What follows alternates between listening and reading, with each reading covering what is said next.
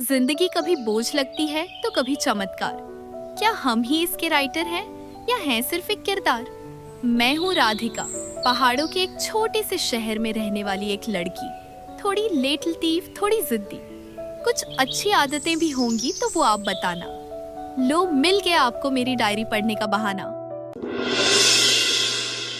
आज क्या हुआ ये बताने के लिए मैं बहुत एक्साइटेड हूँ। सुबह के योगा सेशन और ब्रेकफास्ट के बाद जब मैं कॉलेज पहुंची तो पता चला कि आज कोई ऐसे कंपटीशन है। कल बताया गया था, पर हम तीनों ही आए नहीं थे, तो हम तीनों के लिए एक सरप्राइज था। जूनियर बैच के क्लास टीचर मास्टर राजत को सुपरवाइजर नॉमिनेट किया गया था। ये वाले सर ट्रस्टी के पालतू हैं और लियो का बड़ा साइड लेते हैं। सिटिंग अरेंजमेंट कुछ ऐसा आया था कि लियो के पास गौरिक बैठा था और मेरी बेंच पे मनीषा। सुपरवाइजर राजत ने पेपर शुरू होने से पहले ही टॉन्ट मार के गौरिक को बोले कि वो लियो से चीटिंग ना करे और खुद को जितना आता है उतना ही लिखे। गौरिक सुन के चुप बैठ गया, पर मैंने सर को जवाब दे दिया कि गौरिक वैसा नहीं है, वो चीटिंग नहीं करता। इसी बात पे मनीषा बीच में बोल पड़ी कि सर तो सिर्फ वार्निंग दे रहे थे। सबको पता है लियो का आईक्यू ज्यादा है और गौरिक पढ़ाई में कमजोर। मन तो किया कि उसकी सारी आईक्यू एक ही बार में उतार दूं। वो और उसका नया बॉयफ्रेंड एक ही बार में ठंडे हो जाएंगे। पर बेल बज गया और क्वेश्चन पेपर मिलने के साथ कंपटीशन शुरू। ऐसे लिखने के लिए 5 ऑप्शन दिए थे और हमें किसी भी एक पे 1200 वर्ड्स का ऐसे लिखना था। पहला ही ऑप्शन देख के मेरी खुशी का कोई ठिकाना नहीं रहा। कृषि व्यवस्था पे निबंध लिखना था और कल ही मैंने दिन भर फसलों पे चर्चा की थी।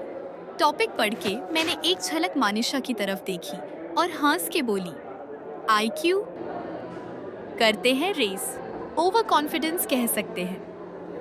पर मेरा खून खौल तो रहा था। बेल बजने तक मेरा पेन नहीं रुका और मेरे हाथ इंक से नीले हो चुके थे। मन बड़ा खुश था। लास्ट पीरियड में रिजल्ट्स डिक्लेयर होने वाले थे और मुझे उस लियो और मनीषा का मुंह देखना था जब सर मुझे विनर डिक्लेयर करेंगे। ना लंच में मन लगा, ना लेक्चर्स में।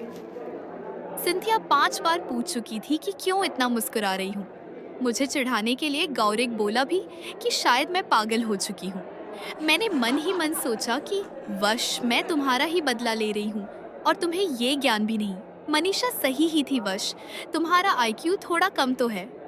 लास्ट पीरियड शुरू हुआ। मास्टर राजत हाथों में पेपर लेके अंदर घुसे। उनके पास 4 मेडल थे। उन्होंने बोला 3 मेडल की बात हुई थी। पहले उन्होंने डिक्लेयर किया उस कंसोलेशन प्राइज का नाम। उन्होंने बोला कि ऐसे बहुत ही अच्छा था। अगर इतना ग्रामर और स्पेलिंग मिस्टेक्स नहीं हुए होते तो शायद ये ऐसे ही फर्स्ट प्राइज जीतता। मैंने सोचा कि इस गधे ने इतना अच्छा ऐसे लिख लिया। मैं ही थी वो गधी। बहुत तारीफ हो रही थी मेरी, पर मेरे कान सुन हो चुके थे। सामने बैठी मनीषा पीछे देख के ताली भी मार रही थी। बोली, That's why you were so confident. Nice try. अब जंग खत्म हो चुका था। जो गुस्सा मुझे उस पे आ रही थी, उसका मैं कुछ कर नहीं सकती थी। चुपचाप बैठ के बाकी का प्राइज सेरेमोनी देखा।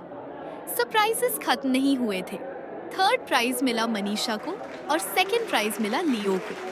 सब सरप्राइज थे कि फर्स्ट कौन।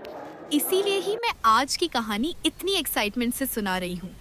गौरिक फर्स्ट आया था। 5 ऑप्शंस में से एक evolution of Indian movie industry भी टॉपिक था। मनीषा का मुंह देखने लायक था। मुझे अपने आप पे गर्व था कि मैंने उसके लिए स्टैंड लिया, पर उस पे ज्यादा गर्व था कि उसने खुद के लिए स्टैंड लिया। मेरे कंसोलेशन प्राइज से घर में सब खुश थे। मम्मी को मैंने बताया कैसे सबने मेरी तारीफ की। बाबा खुशी से रोने लगे। उन्होंने नीचे मार्केट से मटर चाट लाए और हम सब ने मिलके सेलिब्रेट किया। इसी तरह आज का दिन बहुत अच्छा रहा। ब्रश कर चुकी हूँ और बेड भी रेडी कर चुकी हूँ। आप सबको गुड नाइट।